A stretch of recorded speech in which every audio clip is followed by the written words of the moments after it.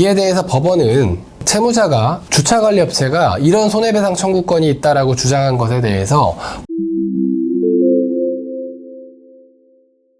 네, 이제 이번 사례의 쟁점과 그리고 저희 팀이 그 쟁점에 대해서 어떻게 대응했는지에 대해서 설명을 드리도록 하겠습니다. 첫 번째 쟁점은 참칭 관리인이 관리단 명의로 기존 주차관리업체와 체결한 그 위탁관리 계약이 유효한지 여부였습니다. 이 쟁점에 대해서 기존 주차관리업체 측은 참칭 관리인을 관리인으로 선임하는 관리단 집회 결의가 있었다는 점이 대외적으로 공표되기도 했고, 그리고 행정청이 이를 적법하다고 봐서 관리인 선임 신고까지 수리했기 때문에 관리단 외부에 있는 제3자인 주차관리업체로서는 관리단의 내부적 의사결정 과정에 중대한 하자가 있어 무효라는 점을 전혀 알 수가 없었다. 그리고 그렇게 알지 못했다는 점에 대해서 과실도 없다. 이런 취지로 주장을 했습니다. 이런 취지의 주장은 표현대리가 성립한다라는 주장이었습니다. 이에 대해서 저희 변호사들은 세 가지 방향으로 주장 입증을 했습니다. 첫 번째 방향은 이겁니다. 주차장 위탁관리 계약을 체결하는 것이 공용부분 관리 행위에 해당한다. 그런데 그 관리 행위는 집합건물법 제16조에 따라서 관리단 집회로 정해야 하는데, 이 참칭 관리인은 위탁관리 계약을 체결하면서 그 관리단 집회 결의를 거치지 않았다. 그래서 관리단 집회 결의 없이 체결한 계약은 무효다. 이런 주장 입증을 한편으로 펼쳤습니다. 두 번째 변론 방향은 이랬습니다.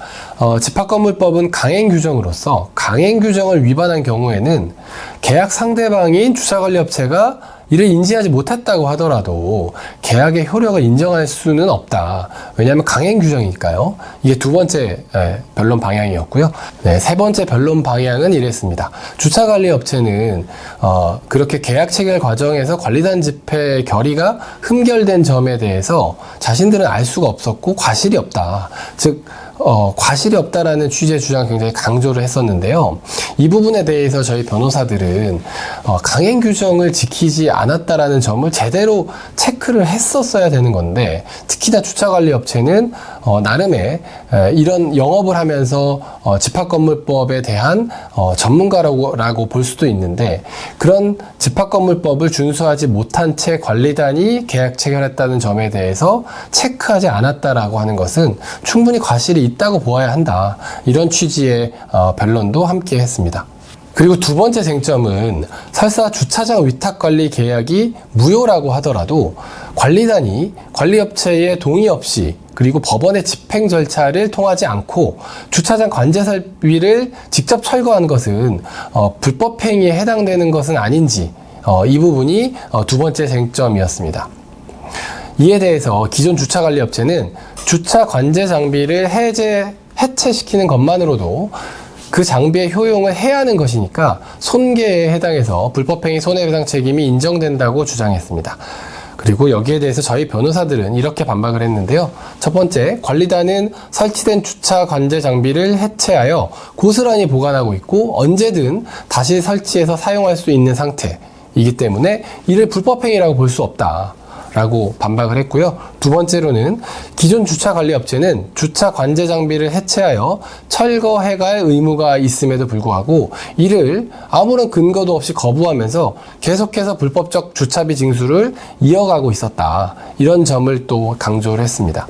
세 번째로는 불법적 주차비 징수로 인해 수백 명의 구분 소유자들이 피해를 보고 있는 상황, 이런 상황을 중단할 필요가 매우 높았고, 이런 상황을 중단하기 위해서는 그 관제 설비를 철거하는 것이 불가피했다.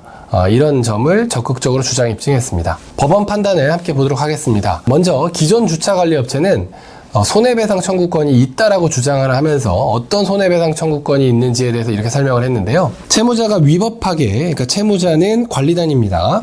관리단이 위법하게 관제장비의 전원을 차단한 21일간 채권자, 즉 주차관리업체는 일시수익 상당의 손해를 입었다. 그래서 이를 배상해야 된다. 그래서 여기에 대한 손해배상 청구권이 있다고 주장을 했고요. 두 번째로 관리단이 위법하게 관제장비를 손괴하여 채권자는 7,200만 원 상당의 손해를 입었다. 그래서 관리단은 이를 배상해야 된다라고 또 주장을 했습니다. 세 번째 청구권으로 주차관리업체가 주장한 것은 이겁니다. 관제 장비를 철거한 후부터 이 사건 계약의 종료일인 28년 7월 31일까지 일실 수익 상당의 손해배상 청구권이 있다. 이렇게 주차관리업체는 주장을 했습니다.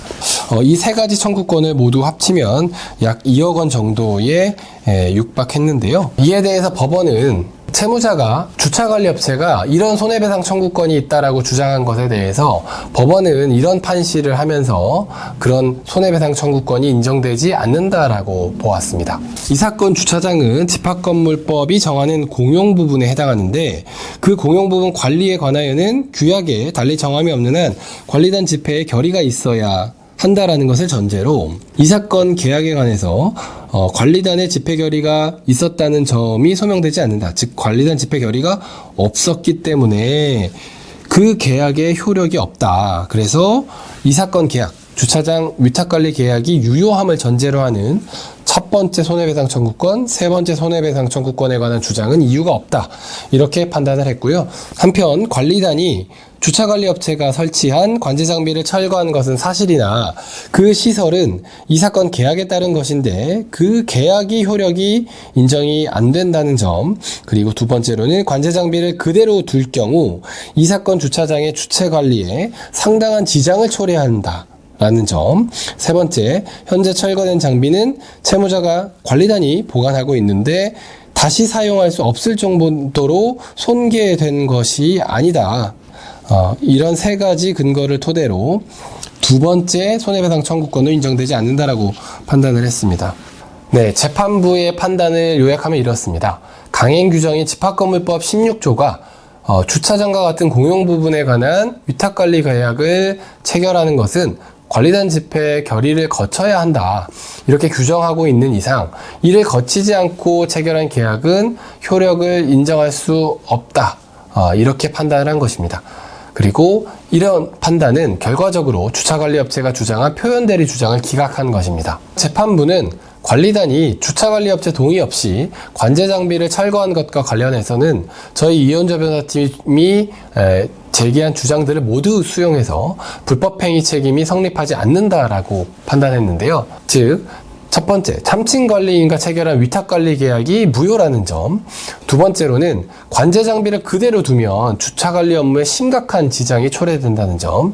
세 번째로는 철거된 장비는 다시 사용하는데 아무런 문제가 없어 보인다는 점. 이런 세 가지 점을 근거로 해서 관제장비를 철거한 것이 손괴, 즉 불법행위도 해당되지 않는다. 이렇게 보았던 것입니다. 오늘 사례에서 저희 이현주 변호사팀은 가압류 취소 결정을 받아냄으로써 불법관리인이 체결한 주차관리 위탁계약이 무효다라는 점을 확인받았고요. 나아가 관리단이 관리업체의 동의 없이 관제장비를 철거한 것에 대해서 손해배상 책임도 인정되지 않는다는 점까지 확인받았습니다. 이처럼 관리단 집회 이후에 주차관리업체나 아니면 건물관리업체와의 갈등으로 어려움을 겪고 계신 분들이 계시다면 오늘 소개해드린 사례가 조금이나마 도움이 되셨으면 좋겠습니다. 감사합니다.